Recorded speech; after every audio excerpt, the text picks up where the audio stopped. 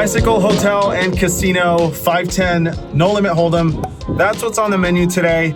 From my understanding, it's an outdoor setup similar to that of, where was that? Lake Elsinore, where I filmed a couple of vlogs ago, and also Oceans, 7 Mile, and a ton of other spots that have done the same thing. I'm sure most of you guys by now are familiar with what that looks like, but nevertheless, I heard the bike, for what it's worth, has a pretty nice outdoor setup, so I'll make sure to try to capture that for you guys. Before we jump into today's session though, I wanted to remind everyone that I'll be in Vegas this November 5th through 7th, which is a slight date change from what I said previously, which was 4th and 6th. That was incorrect. 5th through 7th of November, I'll be in Las Vegas. Not really any concrete plans for the trip, aside from one session that will be at South Point on Friday, which I think is the 6th. I'm gonna jump in their 2-5 game. From what I hear, they don't run it too often, so I'm really hoping that they get that game going, because I've been wanting to vlog a 2-5 session from there for a while. So this trip is a good opportunity to do just that. Anyway, I think that's it for now, guys. Enough babbling. Let's jump into what you all came for, some good old poker hands.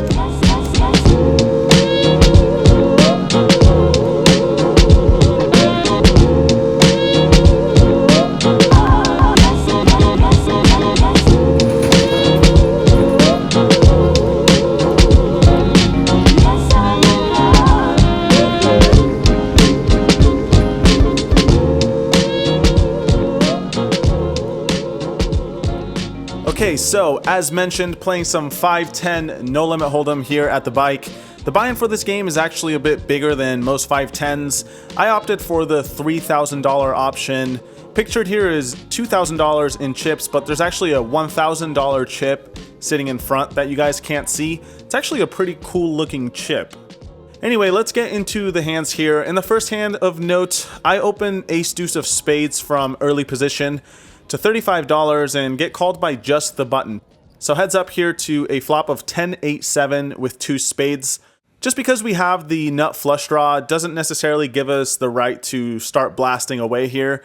On this exact board, 10-8-7, the button's gonna have a ton more stronger hands than we are, seeing as we opened from early position and he called in late position. So given that I have a little bit of showdown value and don't wanna get blown off my equity here, I decide to go into check call mode.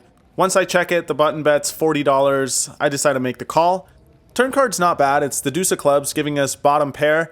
I don't really expect that to be good, but it should add at least a few outs to our draw here. So I check it over one more time, and when he bets $65, nothing to do here but continue with a call. So that's what I do. We're off to see a river card, which is not really that great. It's the 8 of diamonds, so we're sitting here with just bottom pair. I check it to him, pretty much done with it at this point, but he checks it back. I don't really expect to win once he checks it back, and indeed that's the case because we lose to pocket fives. In this next hand, the straddle is on, so we're playing 5-10-20. Action folds all the way to the small blind, who calls the 20, and I look down at king jack in the big blind. I think this is a good situation because I can raise and isolate the small blind limper, while at the same time forcing out whatever hand the straddle has on my left. So I make it $100. Seems like a bit of a big raise, but in reality it's just 5 big blinds as we're playing 5-10-20.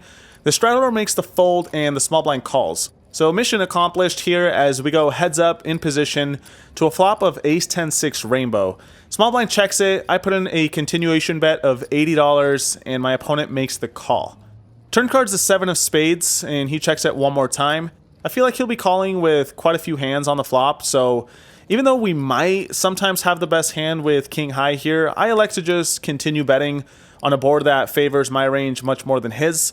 This time I size up a little bit, make it $330, trying to get folds from hands like 10x or a 6. Just all these sort of in-between hands my opponent could have here that would have a hard time continuing. My opponent thinks and thinks before eventually deciding on a fold. So we take down our first pot of the day here. In this next one, the straddle is still on, so 5-10-20, and we get dealt ace queen of diamonds from under the gun. I raise it up to $60 and get called by the button and the straddler. So 3 ways here to a flop of ace 5-4 with 2 clubs. When the action checks to me, I want to continue betting here for value. There's a lot of draws and worse aces we can get called by. Because the board is pretty connected here, I decide to size up, make it $125. The button makes the call and the straddler folds. So we're off to a turn card here, which is the king of clubs.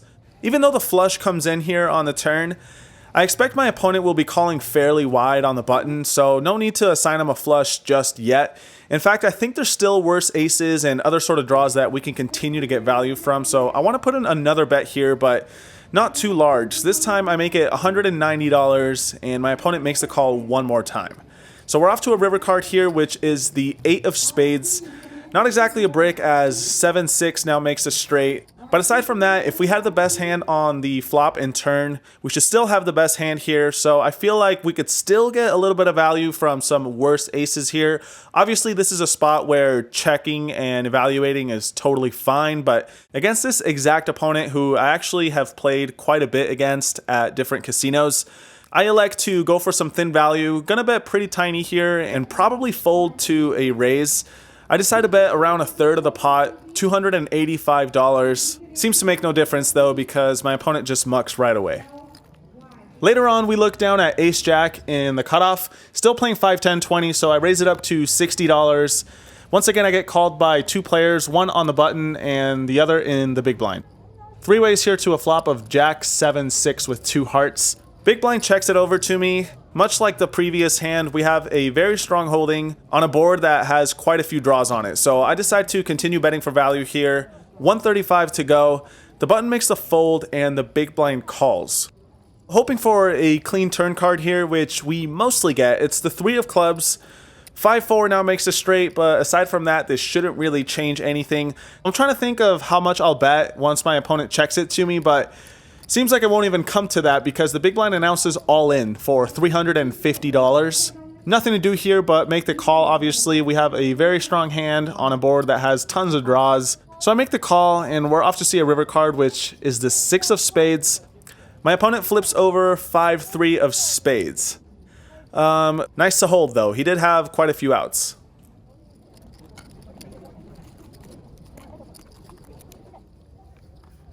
In the next hand, there's an under the gun open to $35. The player next to act makes the call, the cutoff makes the call, and I look down at king jack of clubs in the small blind.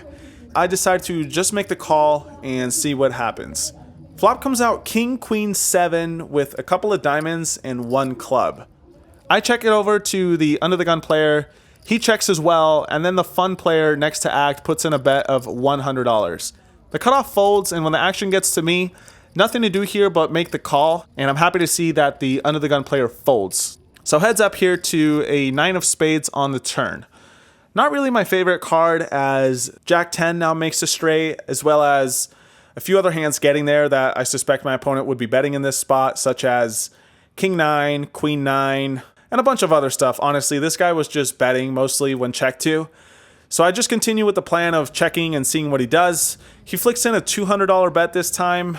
I'm not really feeling that great about it, honestly, even though he is someone who likes to splash around. However, I'm still not really done with it. I want to see what happens on the river, so I flick in the $200. And honestly, I'm not super sure what I want to see on the river. The 8 of hearts is probably not one of the best cards, though. There's a lot more stuff going on now, all sorts of straights and 2-pair combinations. Our hand is pretty much just a bluff catcher at this point, so when I check it and he puts in yet another bet, this time to the tune of $400, I think I'm pretty much done with it. If he's bluffing us, congratulations, but it just seems like there's too many hands that I lose to here. So I decided to just let it go.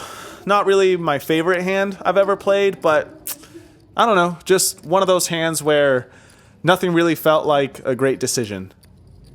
A couple of hands later, I look down at pocket 8s on the button, raise it up to $60, and get called by the big blind and the straddler. Flop comes down ace, ace, queen. Action checks to me. I'm just going to check it back here. Turn card's the ace of diamonds. This time the big blind leads for $75. The straddler folds, and when it gets to me, this bet doesn't really make a ton of sense. I don't think you should be betting a queen in this spot, and it's pretty hard to make 4 of a kind. So I decide to call and see what happens on the river, which is the 7 of diamonds. This time he checks it over to me, and I think I'm happy to just check it back. Probably can't get value from worse, and definitely not getting better to fold. So I check it back, and we beat king 5 of diamonds. Not really the most action-packed hand, but I feel like if I only include hands where a lot happens, then it sort of gives a skewed impression of how a session goes. There's a ton of hands like these that add up over time and aren't really that crazy, but here you guys go. This next one, however, I think is for sure more interesting. There's a middle position open to $20, playing just straight 5-10 at this point, no straddle. The player on his left makes the call, and when the action gets to me in the small blind, I look down at Jack 10 of diamonds. I decide to 3-bet this hand to $110. Given that the original raise was so small, and there's also a caller behind, I feel like this hand functions best as a raise. So that's what I did. The original raiser makes the call, and the field caller also makes the call. So 3 ways here to a flop of King 6-5 with 1 diamond. Even though we don't really flop much aside from a backdoor straight draw and a backdoor flush draw, this is a board that you could say we have the quote-unquote nut advantage on. We're going to have aces, pocket kings, ace king, the occasional king-queen suited. I decide to continue betting as I would with pretty much my entire range here. I make it $105. Board's pretty dry, so no need to go crazy just yet. The original raiser makes the call, and the second player makes the fold. Seems to me like the bulk of my opponent's range here will be hands like 6-7 suited, 6-8 suited, maybe a 5 that calls against pretty small sizing from me on the flop. A lot of pocket pairs such as 7s through 9s or 10s maybe.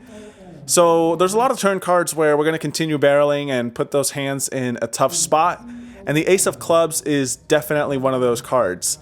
However, I don't think I want to go crazy with the sizing here. My opponent has $600 behind, and he seems like a thinking player, so I decided to actually continue betting for a small size, much like I would with all my nut hands such as ace-king, pocket aces, pocket kings, etc. I feel like he'll interpret this bet as a value bet, more so than if I were to just stuff it here for his remaining 600. So I put in a bet of $175, around 1/3 the size of the pot. If we get called here, it's going to be a decision whether or not we want to fire off the 3rd shell on the river. But it seems like it doesn't come to that because my opponent just sort of shakes his head and frustratingly folds. Nice to get this one through.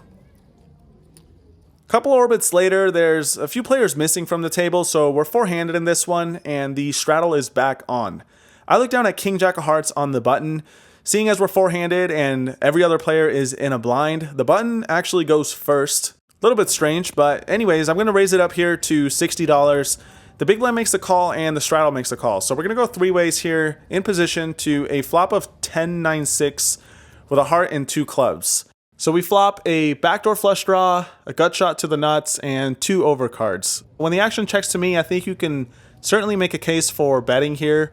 However, I think checking back is also totally fine because this board is going to give my opponents a lot of strong hands, and if they don't have a lot of strong hands, they could use this board texture to apply a lot of pressure through a check raise.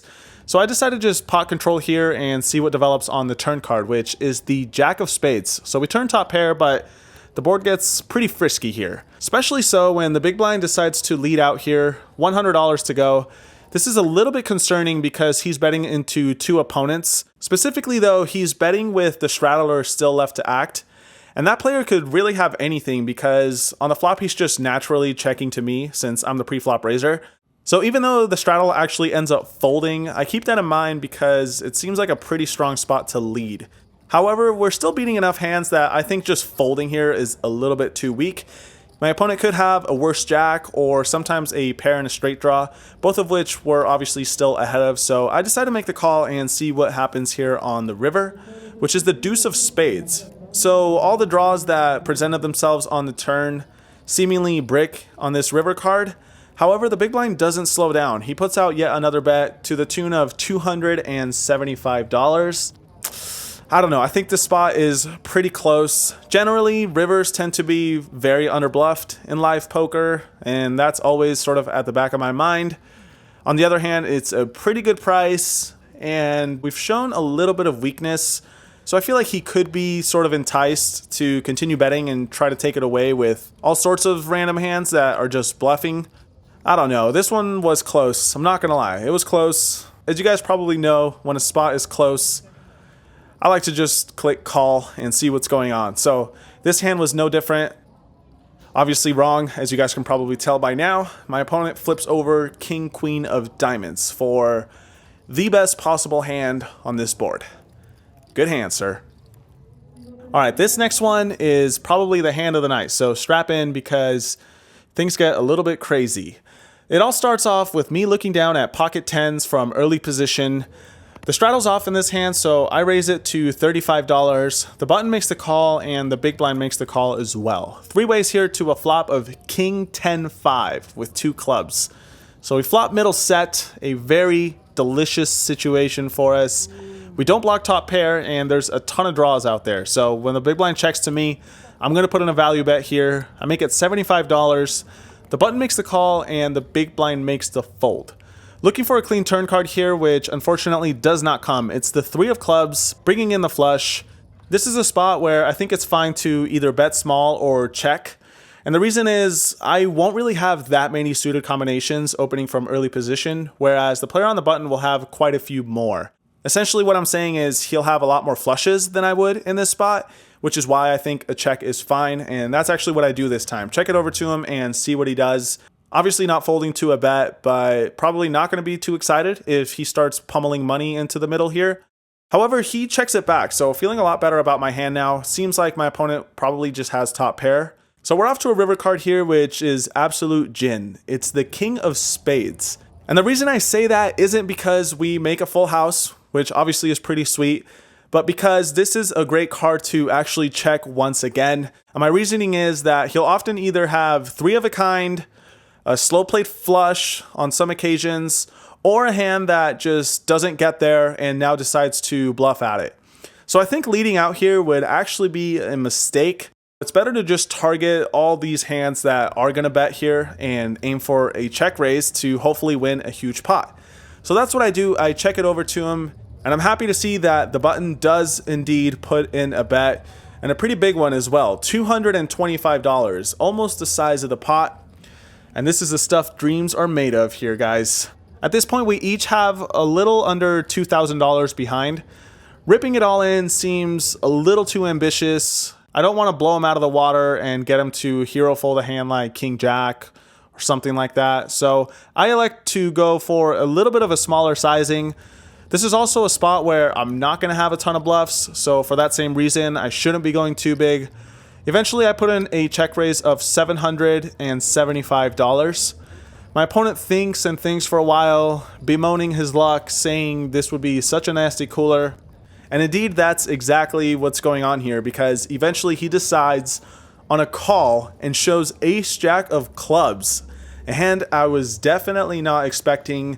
Number one, because that will often be a re-raise pre-flop, but mostly because he checked back the nuts on the turn, which I found really, really interesting.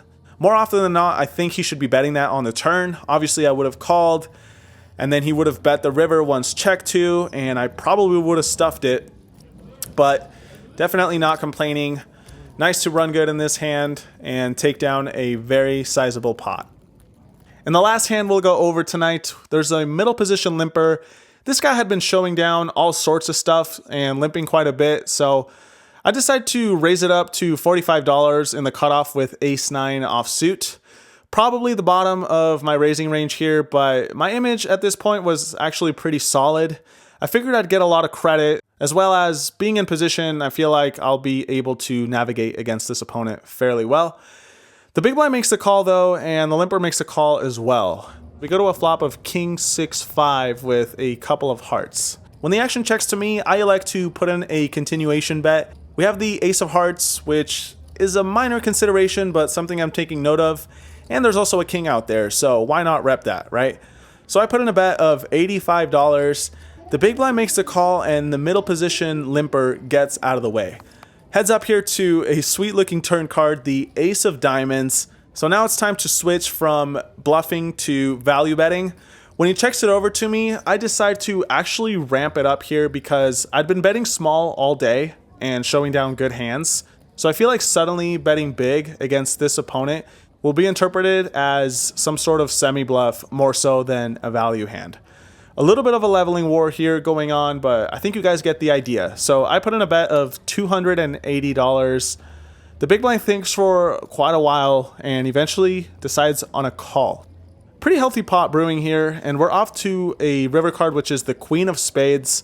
He checks it, and I don't think there's really any value in betting for a third time here, so I just check it back, and he says, "You got it, any pair is good." So I show it, and indeed, he mucks. So we take down a nice healthy pot here to end the session.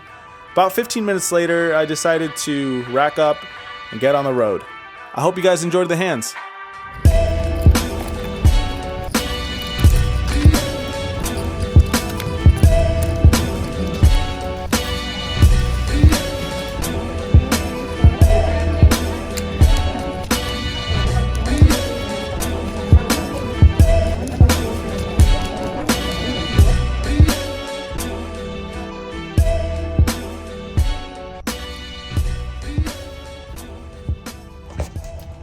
Just got home, pretty exhausted. Sorry for the bad lighting, but story of my day.